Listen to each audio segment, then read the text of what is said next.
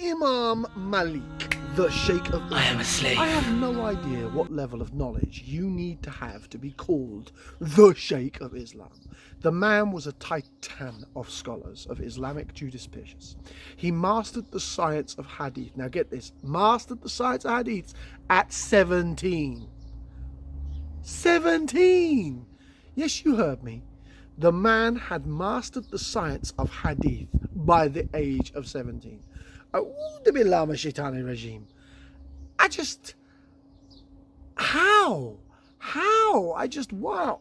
The people wonder why we quote titanic Islamic men like that. I mean, anyway, assalamu alaikum, brothers and sisters. Welcome back to my social media. For some time now, I have been asked by many of my supporters and subscribers, both here on TikTok, Instagram, and YouTube, to build a series on Islamic historical figures. So I've decided to start this series of backwards and forwards with my personal favourite of all of the four great Imams, a great Imam that I personally follow, the venerable, the titanic, the towering Imam Malik, the Sheikh of Islam. As always, brace yourself, ladies and gentlemen, it's Lockwood time. Welcome back to my social media group. I would like to introduce to you the towering figure that is Malik ibn Abbas ibn Malik ibn al-Amir Abdul Ab Allah al-Hamim al-Asabir al-Madina. Born 711 Common Era, died 795 Common Era. The Sheikh of Islam, proof of the community, Imam of the Abdul of emigrations, and knowledgeable scholar of Medina, and predictions by the Prophet, peace be upon him. The second of the four major Muwahhids, Imams, who school fills North Africa, Al-Andalusica, much of Egypt, and some of Al-Sharam, Yemen, Sudan, Iraq, and Khorasan. Imam Malik was one of the most respected scholars of the Islamic jurisprudence. I'm probably mangling the pronunciation. He mastered the sciences of hadith at the tender age of 17 and had been issuing fatwas after 70 scholars confirmed his eligibility for the purpose. He collected no less than 100,000 hadiths written by his hand. 100,000! What? Imam Malik is the author of Al-Muwatta. I'm terrible at the pronunciation, so forgive me. Or better known as just the Approved. Formed of the sound narrations of the Prophet from the people of Medina and Hijaz, together with the sayings of the companions, the followers, and those after them. It was hailed by Al-Shifa as the soundest book on earth after the Quran. Nearest book on earth after the Quran. Most correct book on earth after the Quran. And the most beneficial book on earth after the Quran.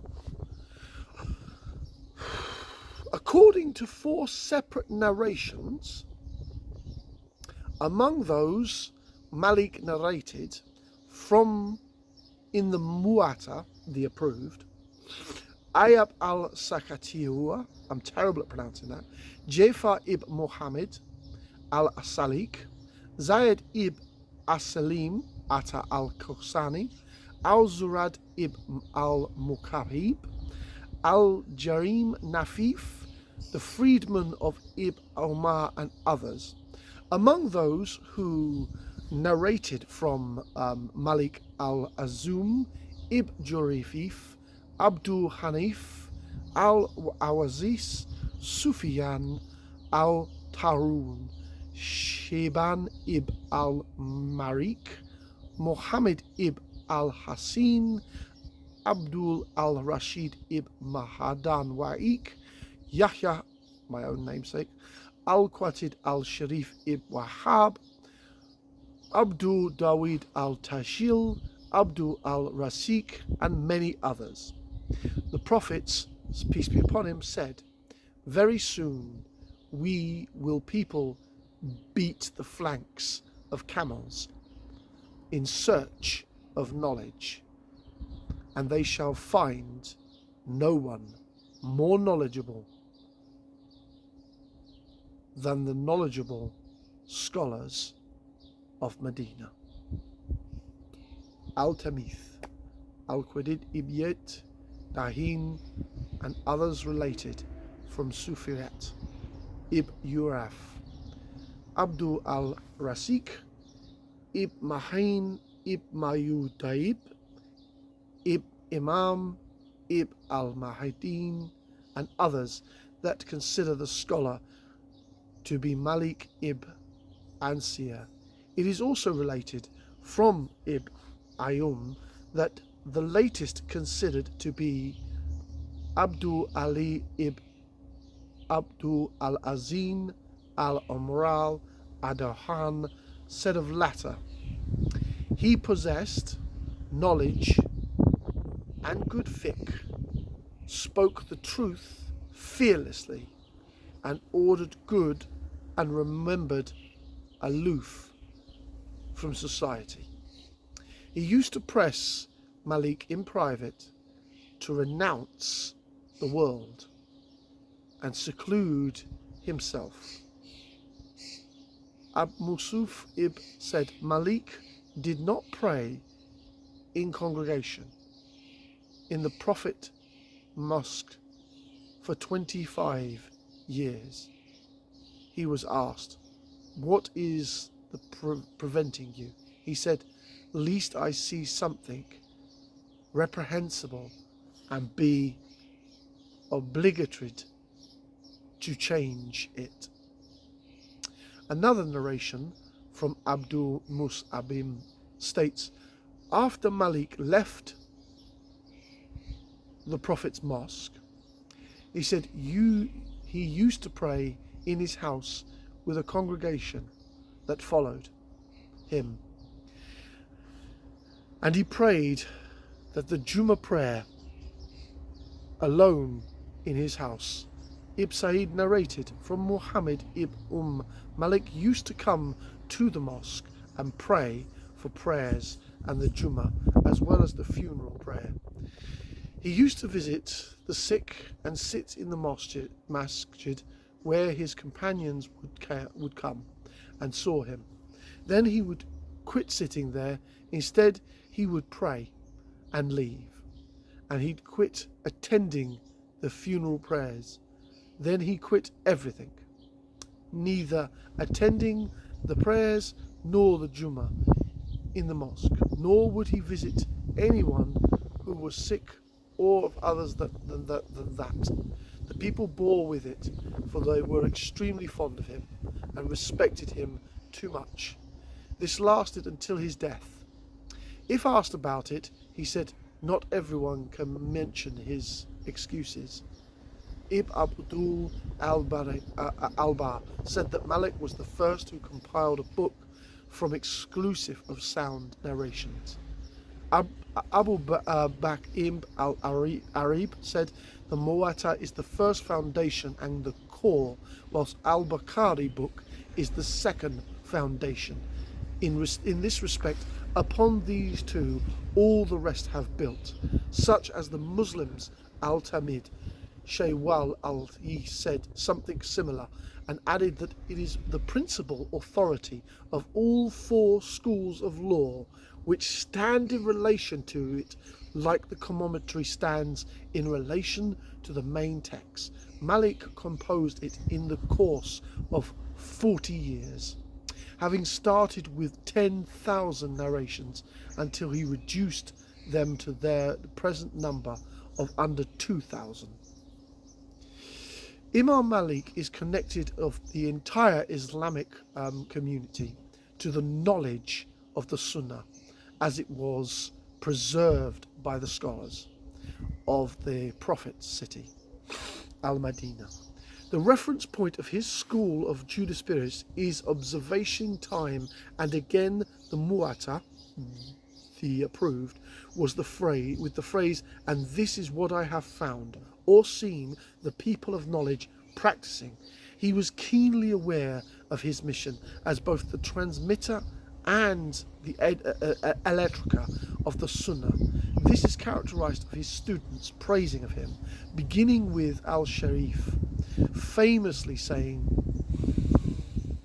"No one constitutes as great a favor to me in Allah's religion as Malik." And when the scholars of knowledge are mentioned, Malik is the guiding star. And Allah ibn Wahib said, every memorizer of the hadith and does not have imam in fiqh is misguided, dal. And if Allah has not rescued us with Malik and Alaytha ibn Sa'id, I would have been misguided. Abu Musa recounts the following stories.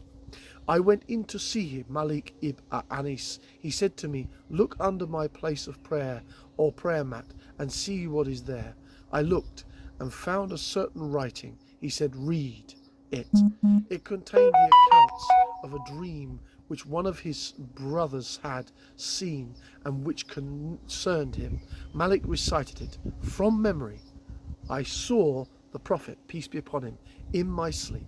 He was in his mosque and the people were gathered around him, and he said, I have hidden for you under my pulpit, minbar, something good of knowledge, and I have ordered Malik to distribute it to the people. Then Malik wept. So I got up and left him. The Caliph Abdul Jarif al-Masid had forbidden Malik to narrate the hadith.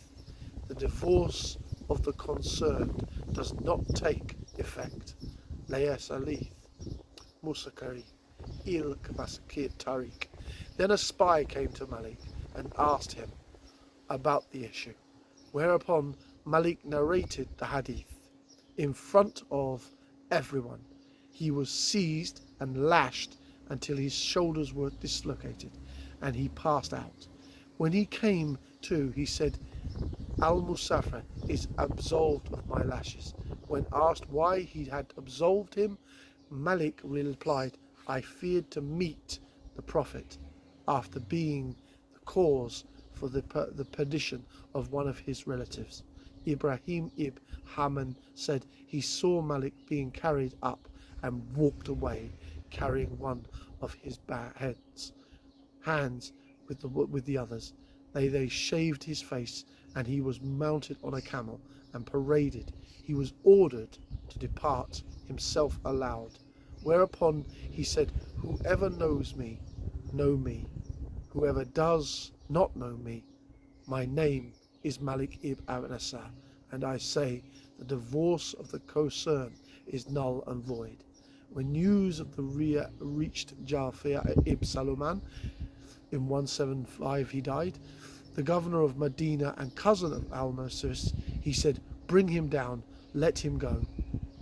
Imam Malik held the hadith of the Prophet in such reverence that he never narrated anything nor gave a fatwa unless in the state of ritual purity. Ishmael ibn Amasin said, I asked my uncle Malik Amasis something. He bade me sit, made abundance set on the couch, and I said, Il wal aqualitid il balith. He did not give fatwa except he said, first, Al-Harim said, I heard Malik being asked 48 questions, to 32 of which he replied, I do not know. It's so powerful, I do not know. Abu Masawah reported that Malik said, I did not give fatwa before 70 scholars first witnessed to my competence to do it. Malik's ethics, together with the status of awe and emotion which were observed on him by his entourage were no doubt partly inherited from great sheikhs of his such as Jalif el-Asik, Ibn Hussein and Ibn Sahib al-Zuraf. He visited his sheikh Ibn Hamazin, died 148, every day from morning to night for a period of about 8 years, and recounts, I would come to Ibn Hasim, whereupon he would order the servants to close the door and let down the curtains, that he would start speaking of the beginning of this ummah, and tears would stream down his beard. That Malik Sheikh Ibn Al-Khalif Al-Qasim, died 810, wrote in what it was the practice of the pious predecessors and the imams of the past, that whenever the Prophet, peace be upon him, was mentioned in their presence, they would be overwhelmed by reverence and humbleness, stillness and dignity. Jalif ibn Mahim ibn al-Arim al-Hasim ibn al-Arim ibn Ataud would turn pale whenever he heard the Prophet, peace be upon him, mentioned. Imam Malik would not mention a hadith except in a state of ritual purity. And that is all I have for you, ladies and gentlemen, for my presentation of the great, noble and indestructible Imam Malik. That may Allah be utterly pleased with his works, and may he stand in awe, all of us, towards the Imam's words, for he was unquestionably a titan of the Islamic Judicious. Assalamu alaikum wa rahmatullahi wa barakatuh. I am a slave.